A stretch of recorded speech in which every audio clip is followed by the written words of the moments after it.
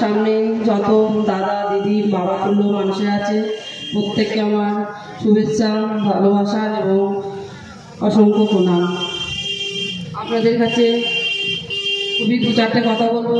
আমি দাদার মতো অত ভালো বক্তব্য দিতে পারবো না, তবে আমি যে দুটো চারটে কথা বলবো হয়তো আপনাদের ভালো লাগবে কি লাগবে না আমি জানি না।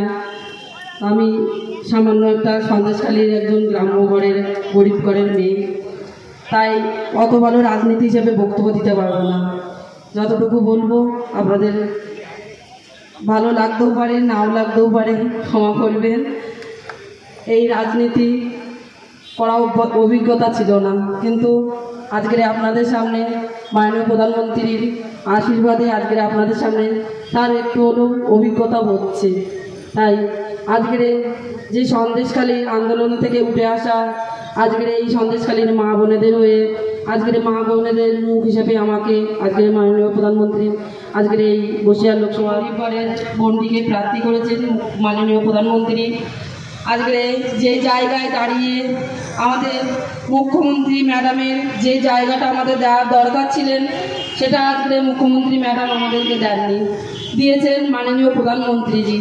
আজকের সেই প্রধানমন্ত্রীজি আমাদের মাথায় ভগবান হিসেবে আমাদের হাত রেখেছেন। আজকের সেই প্রধানমন্ত্রীজিকে আজ এই বাদুড়িয়া সবার থেকে আমি হাজারবার প্রণাম জানানো শেষ হবে না।